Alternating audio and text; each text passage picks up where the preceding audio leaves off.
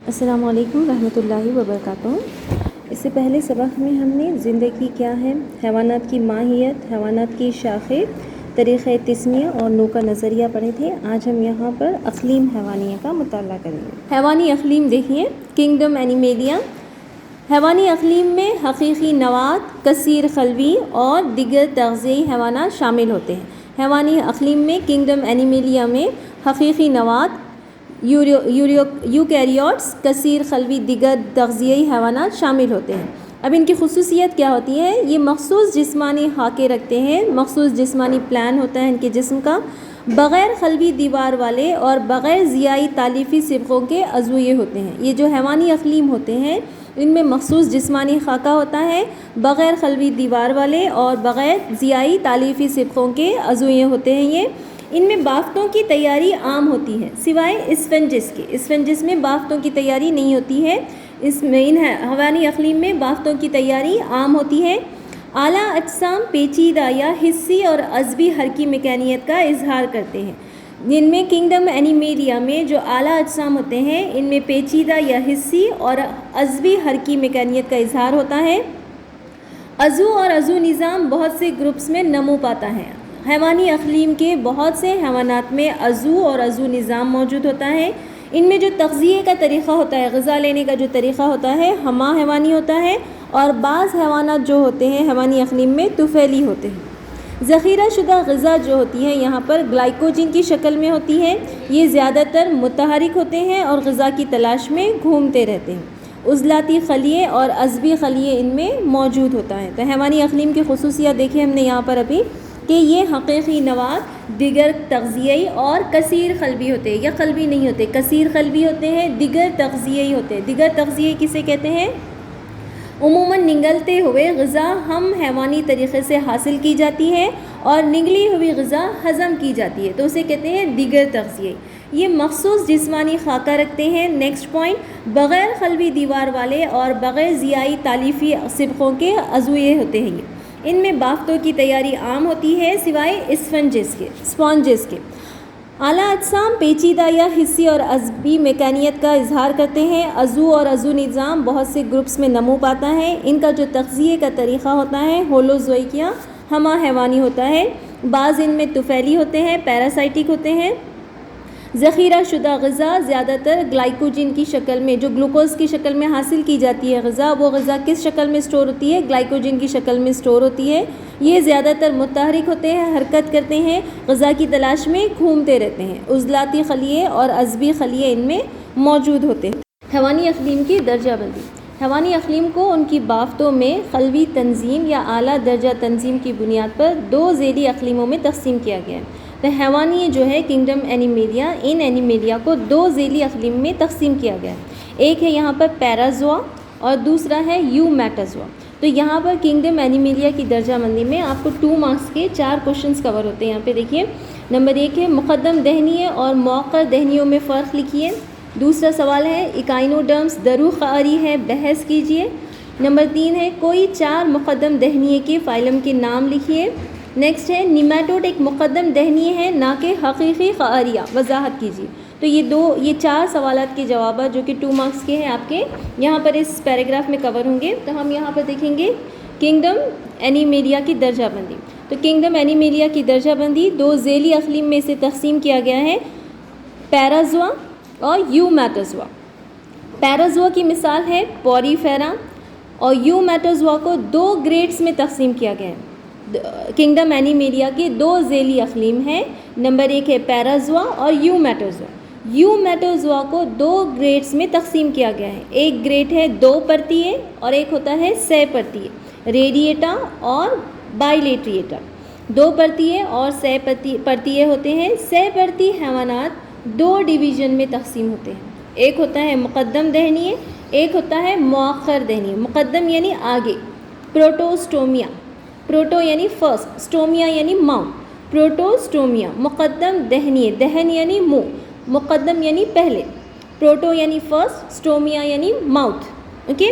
دین ڈیوٹروسٹومیا، ڈیوٹرو یعنی tell, post, بعد کا، ٹھیک ہے۔ مؤخر یعنی بعد کا، دہنیے یعنی منہ۔ تو مؤخر دہنیے اور مقدم دہنیے سہ پرتی حیوانات کو دو حصوں میں تقسیم کیا گیا ہے، مقدم دہنیے اور مؤخر دہنیے۔ اس کے بعد یہاں پر دیکھیے مقدم دہنیے جو ہیں ان کو 3 ڈویژن میں تقسیم کیا گیا ہے، اسیلومیٹا، سوڈوسیلومیٹا اور سٹیزوسیلومیٹا۔ اسیلومیٹا غیر قعری حیوانات، اس سے پہلے سیکنڈ چیپٹر میں ہم دیکھیں اسیلومیٹا جن میں سیلوم موجود نہیں ہوتا ہے، جن میں قعر موجود نہیں ہوتا ہے، انہیں اسیلومیٹس کہتے ہیں۔ تو اسیلومیٹا پلیٹی ہیلمنتھس چپٹی دودے اس کی مثال ہے، سوڈوسیلومیٹا نیماٹوڈا گول کرم اس کی مثال ہے، سوڈوسیلومیٹس کاذب قعری جسے کہتے ہیں، سٹیزوسیلومیٹا اینیلیڈا اور آرتھروپوڈا اس کی مثال ہے۔ اس کے بعد ڈیوٹروسٹومیا جو ہے مؤخر دہنیے جو ہوتے ہیں اس کی صرف ایک سب ڈویژن ہے، انٹروسیلومیٹس۔ یہاں پر حیوانی اقلیم کی درجہ بندی دیکھیں ہم نے، حیوانی اقلیم کو 2 ذیلی اقلیم میں تقسیم کیا گیا، ایک ہے پیرازوا اور دوسرا ہے یومیٹازوا۔ اوکے، یومیٹازوا کے 2 گریڈس ہیں، اسے 2 گریڈس میں تقسیم کیا گیا ہے یومیٹازوا کو، اس گروپ کو۔ تو 2 گریڈس کون سے ہیں؟ 2 پرتی حیوانات اور سہ پرتی حیوانات۔ ایسے حیوانات جن میں 2 پرتیں موجود ہوتی ہیں اسے کہتے ہیں 2 پرتی حیوانات۔ سہ پرتی حیوانات جن میں 3 رہتی ہیں، برو ادما، درو ادما اور میاں ادما۔ 2 پرتی حیوانات میں صرف برو ادما اور درو ادما رہتے ہیں، ٹھیک ہے۔ تو سہ پرتی حیوانات جو رہتے ہیں یہ سہ پرتی حیوانات کو پھر 2 ڈویژن میں تقسیم کیا گیا ہے۔ کون سے 2 ڈویژن ہیں؟ مقدم دہنیے اور مؤخر دہنیے۔ مقدم دہنیے جو رہتے ہیں ان کے 3 ڈویژن ہیں، اسیلومیٹس، سوڈوسیلومیٹس، سٹیزوسیلومیٹ، غیر قعری اور کاذب قعری اور سٹیزوسیلومیٹ۔ تو غیر قعری کی مثال ہے چپٹے دودیے پلیٹی ہیلمنتھس، سوڈوسیلومیٹس نیماٹوڈ ہے جس گول کرم جس کی مثال ہے، سٹیزوسیلومیٹ فائلم اینیلیڈا جو رہتا ہے یہ سٹیزوسیلومیٹ، شگافی قعری جو رہتے ہیں سٹیزوسیلومیٹس، یہ فائلم اینیلیڈا جو رہتے ہیں یہ سٹیزوسیلومیٹس رہتے ہیں جس کی مثال ہے آرتھوپوڈا اور مولاسکا، ٹھیک ہے۔ اس کے بعد ہے ڈیوٹروسٹوما، ڈیوٹروسٹومیا یعنی مؤخر دہنیے۔ مؤخر دہنیوں کو سب ڈویژن کیا ہے؟ انٹروسیلومیٹا۔ انٹروسیلومیٹا کی کون سی جماعت میں آتے ہیں انٹروسیلومیٹس؟ اکائنوڈرمیٹا میں آتے ہیں، اسٹار فش جو ہوتا ہے، اکائنوڈرمس، ہیمیکارڈیٹس اور ہبلیے، بیلانوگلوسس، ہیمیکارڈیٹس، بیلانوگلوسس اس سے پہلے ویڈیو دیکھیں آپ لوگ، بیلانوگلوسس، ہبلیے جو ہم نے پڑھے اس سے پہلے سبق میں، ہبلیے کارڈیٹس کے بارے میں۔ تو یہاں پر مؤخر دہنیے جو ہوتے ہیں اس میں انٹروسیلومیٹس جو ہوتے ہیں مؤخر دہنیے میں آتے ہیں۔ اب دیکھیں گے ہم یہاں پر حیوانی اقلیم کی درجہ بندی جو ہے اسے ڈیٹیل میں دیکھیں گے۔ پہلا کیا ہے؟ پیرازوا ہے۔ پیرازوا جو ہوتے ہیں یہ کثیر خلوی حیوانات ہوتے ہیں، ان میں بافتیں نمو یافتہ نہیں ہوتی ہیں۔ اس گروپ میں صرف فائلم پوریفیرا شامل ہے، مثال ہے اسپونجز۔ اس سے پہلے سبق میں ہم نے دیکھے تھے جہاں پر غیر فقری حیوانات کی درجہ بندی جو دیکھے تھے ہم نے اس میں پڑھے تھے پیرازوا جو ہیں، پیرازوا میں صرف اسپونجز شامل ہوتے ہیں، اسفنجی حیوانات جو ہوتے ہیں، تو ان میں کیا ہوتا ہے؟ بافتیں نمو یافتہ نہیں ہوتی ہے۔ اس سے پہلے کہ غیر فقری حیوانات کی جو خصوصیات دیکھے تھے ہم نے ان میں پہلا جو پوریفیرا دیکھے تھے وہاں پر ہم نے اسپونجز کی خصوصیات پڑھے تھے جن میں بافتیں نمو یافتہ نہیں ہوتی ہے۔ تو اسپونجز فائلم پوریفیرا کو پیرازوا اس اقلیم میں رکھا گیا ہے۔ دوسرا ہے یومیٹازوا۔ یومیٹازوا جو ہوتے ہیں یہ بھی کثیر قلبی حیوانات ہے، پیرازوا بھی کثیر قلبی حیوانات ہے اور یومیٹازوا بھی کثیر قلبی حیوانات ہے۔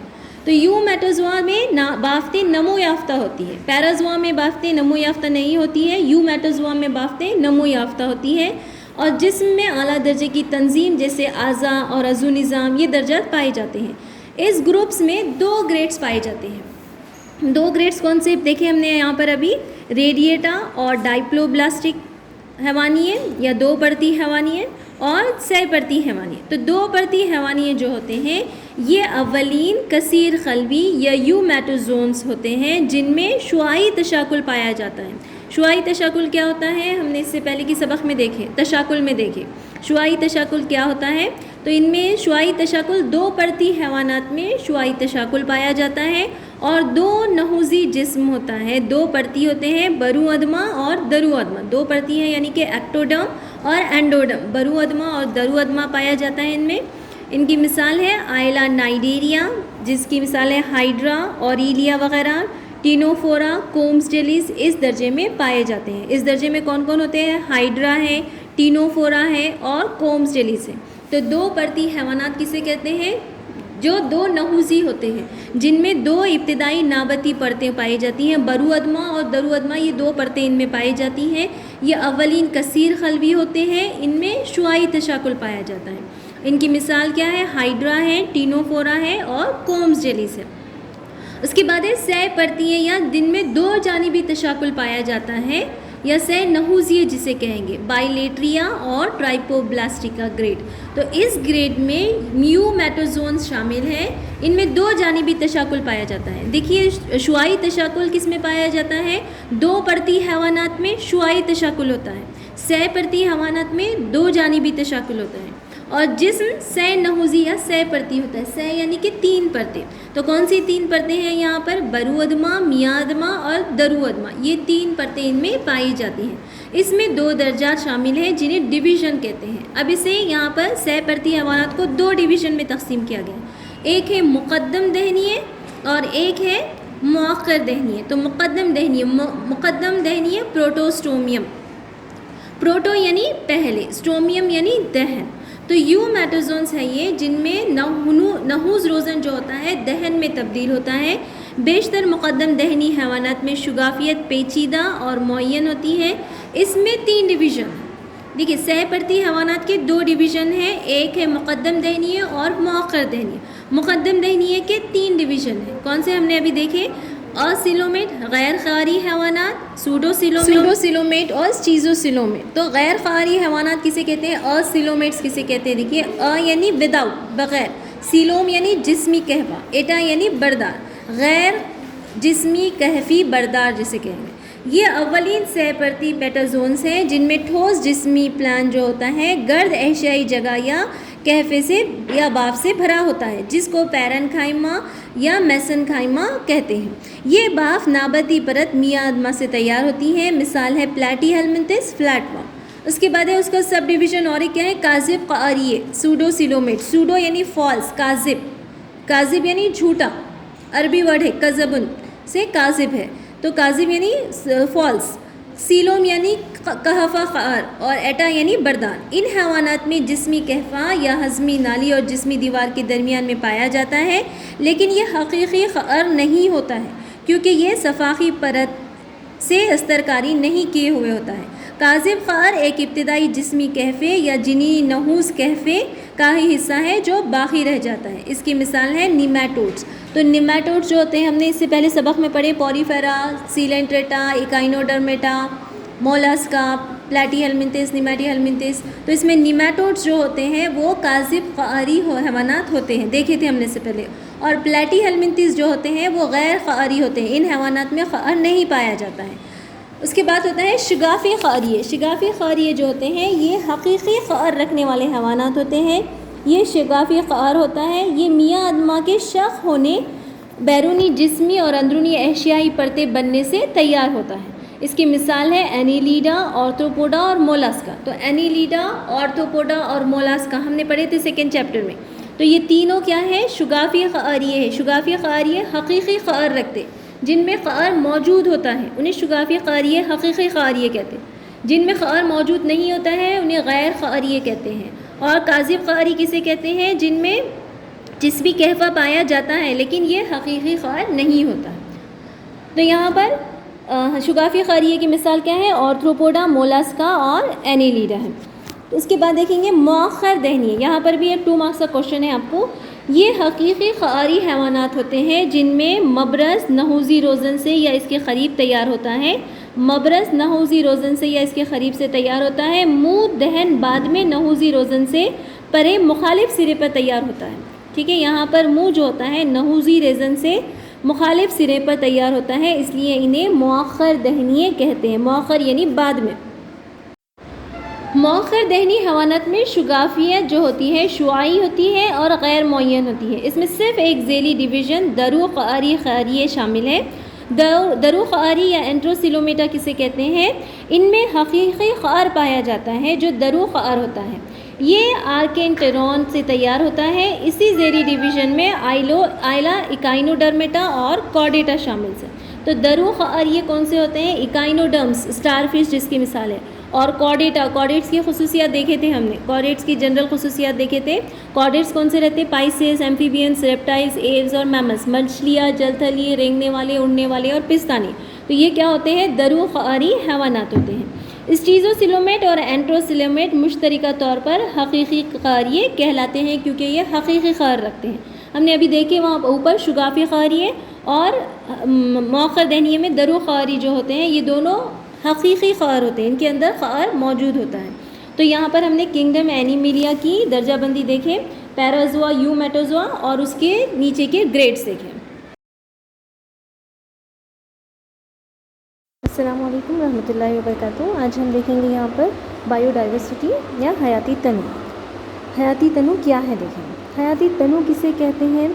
ہم ہمارے اطراف میں ماحول کا جب مشاہدہ کرتے ہیں تو ہمارے اطراف مختلف اقسام کے عضویے پائے جاتے ہیں جو جسامت میں، شکل میں، غذائی عادتوں میں اور برتاؤ وغیرہ میں مختلف ہوتے ہیں. مثال کے طور پر 20,000 انواع کی چوٹیاں پائی جاتی ہیں، تقریباً 3 لاکھ اقسام کے بیٹلز، 28,000 انواع کی مچھلیاں پائی جاتی ہیں. اسی طرح مختلف اقسام کے عضویے ہمارے اطراف میں پائے جاتے ہیں. تو مختلف حیاتیاتی مراحل میں پائے جانے والا زندگی کا تنوع جو ہوتا ہے یہ حیاتیاتی تنوع کہلاتا ہے. بایو ڈائیورسٹی کیا کہتے ہیں؟ مختلف حیاتیاتی مراحل میں پائے جانے والا زندگی کا تنوع حیاتیاتی تنوع کہلاتا ہے. مختلف حیاتیاتی مراحل میں پایا جانے والا زندگی کا تنوع کیا کہلاتا ہے؟ حیاتیاتی تنوع یا بایو ڈائیورسٹی کہتے ہیں. اس کے بعد دیکھیں گے ہم حیاتی تنوع کے لیولز آف بایو ڈائیورسٹی.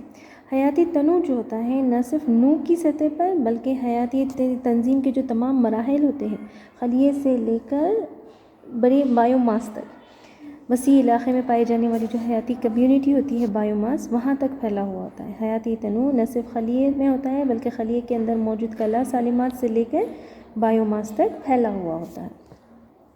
اس اصطلاح حیاتی تنوع بایو ڈائیورسٹی کو سب سے پہلے ماہر سماجی حیاتیات ایڈورڈ ولسن نے اسے متعارف و مقبول کروایا. سب سے پہلے حیاتی تنوع یا بایو ڈائیورسٹی کو ماہر سماجی حیاتیات ایڈورڈ ولسن نے حیاتیاتی تنظیم کی تمام سطح پر پائے جانے والے مشترک تنوع کو بیان کرنے کے لیے متعارف و مقبول کروایا. تو سب سے پہلے بایو ڈائیورسٹی کو کس نے بتایا؟ ایڈورڈ ولسن نے اسے متعارف کروایا.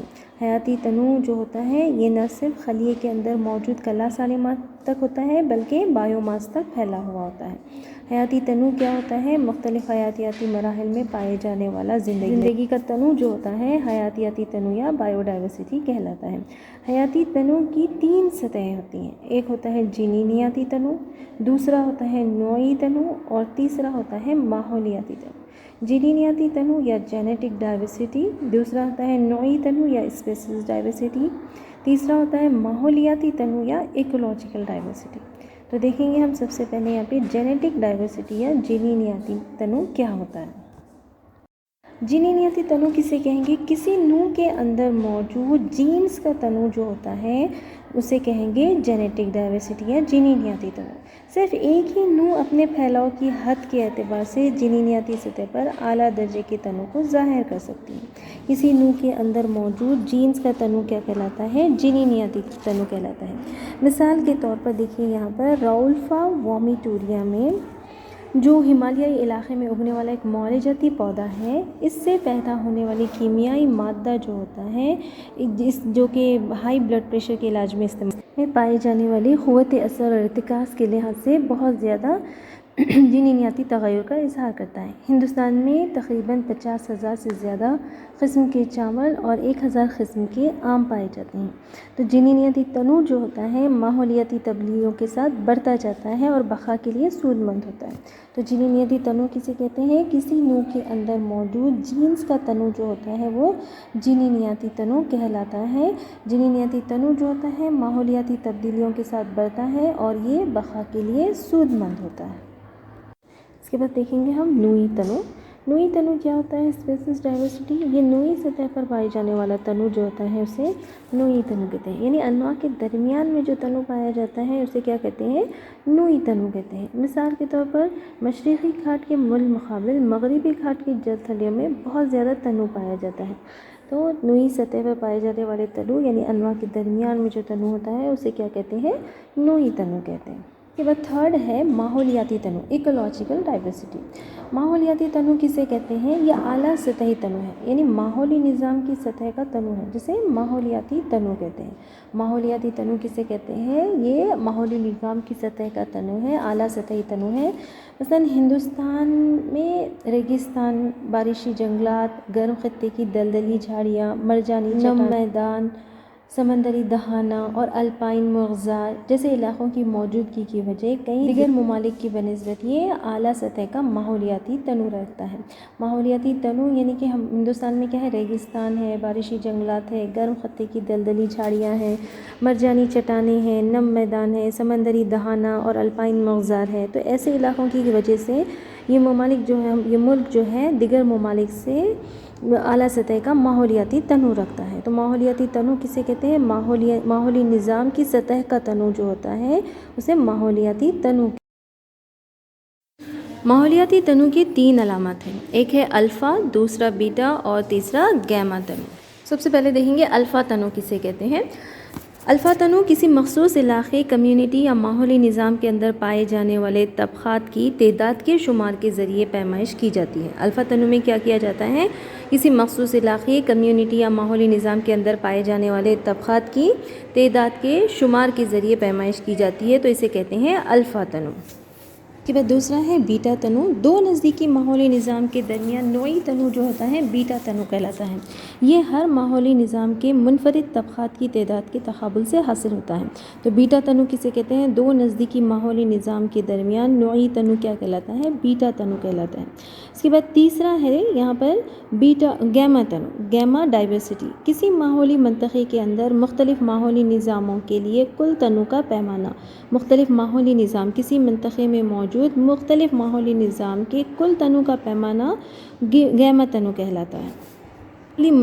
ماحولی منطقہ کسے کہتے ہیں؟ ماحولی منطقہ یعنی کہ جو فطری حدود میں گھرے مخصوص پودوں اور حیوانات کے ساتھ ایک فطری ماحولیاتی کمیونٹی تیار کرتا ہے۔ تو یہاں پر ماحولی منطقے میں موجود مختلف ماحولی نظام کے لیے کل تنوع کا پیمانہ کیا کہلاتا ہے؟ گیما تنوع کہلاتا ہے۔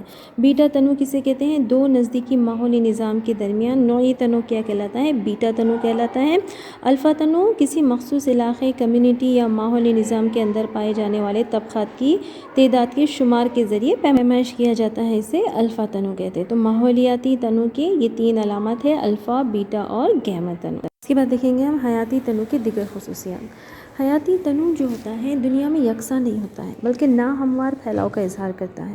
حیاتی تنوع کی نہایت اہم وجہ حیاتی تنوع میں عرض البلد جو شرح مقدار ہے، جس کے معنی قطبین سے خط استوا تک تنوع میں اضافہ ہے، یعنی قطبین سے خط استوا کی طرف زمینی حیاتی تنوع میں اضافہ ہوتا ہے۔ گرم اور نیم گرم علاقوں میں انواع بکثرت پائے جاتے ہیں، اس سے مراد ادنی عرض البلد کے علاقوں میں انواع کی کثرت پائی جاتی ہے بنسبت ان علاقوں کے جو بلند عرض البلد پر ہوتے ہیں۔ یعنی گرم علاقے جو ہوتے ہیں ٹراپک ایریاز میں زیادہ انواع پائے جاتے ہیں بمقابلے نیم گرم اور قطبی علاقوں کے۔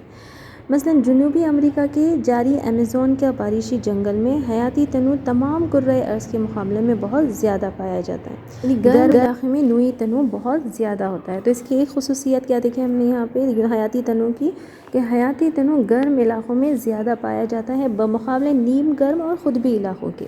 جیسے مثال دیکھیں ہم نے یہاں پہ کہ جنوبی امریکہ کے جاری ایمیزون کا جو بارشی جنگل ہے یہاں پر حیاتی تنوع بہت زیادہ ہوتی ہے، گرم علاقوں میں حیاتی تنوع زیادہ ہوتا ہے بنسبت نیم گرم اور قطبی علاقوں کے۔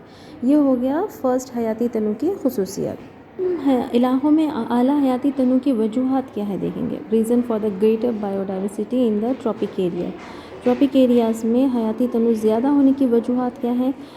پہلی وجہ تو یہ ہے کہ ٹراپک عرض البلد کئی ملین سالوں سے غیر تغیری علاقہ ہے، بلد جو ایریا ہے کئی ملین سالوں سے یہ غیر تغیری علاقہ ہے، اس لیے یہاں ارتقائی وقفہ بہت لمبا ہوتا ہے۔ یہاں پہ ایولیوشن ارتقاء جو ہوتا ہے بہت لمبا وقفے سے ہوتا ہے کیونکہ یہ غیر تغیری علاقہ ہے، یہاں پر کوئی تغیر کئی ملین سالوں سے کوئی تغیر کوئی تبدیلی واقع نہیں ہوئی ہے۔ انواعیت کے لیے اس علاقے میں طویل وقفہ پایا جاتا تھا جس سے نوعی تنوع انجام پایا۔ تو یہاں پر پہلا ریزن ہے کہ غیر تغیری علاقہ ہے، اس لیے یہاں پر ارتقائی وقفہ بہت لمبا ہے۔ دوسری وجہ جو گرم علاقوں میں اعلیٰ حیاتی تنوع کی وجہ جو ہے کہ گرم آب و ہوا بنسبت سرد علاقوں کی زیادہ مستحکم ہوتی ہے اور قابل قیاس ہوتی ہے۔ مستقل ماحول کو فروغ دیتا ہے، جو کہ یہ آب و ہوا جو ہوتی ہے یہ مستقل ماحول کو فروغ دیتا ہے، جس کے ذریعے نوعی تنوع زیادہ ہوتا ہے۔ گرم آب و ہوا میں کیا ہوتا ہے، بنسبت سرد علاقوں کے آب و ہوا جو ہوتی ہے زیادہ مستحکم اور قابل قیاس ہوتی ہے، جو کہ یہاں پر مستقل ماحول کو فروغ دیتے ہیں۔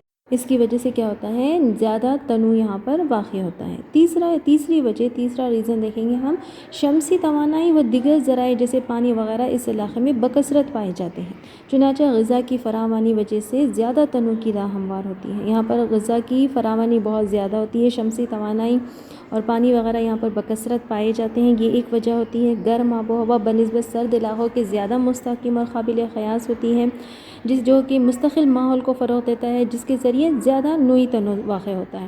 اور پہلا ریزن کیا دیکھیں ہم نے کہ یہ غیر تغیری علاقہ ہے، کئی ملین سال سے جو ٹراپک ارض البلد ہے، کئی ملین سال سے غیر تغیری علاقہ ہے، کوئی تبدیلی وہاں واقع نہیں ہوئی، اس لیے یہاں ارتقائی وقفہ بہت لمبا ہے۔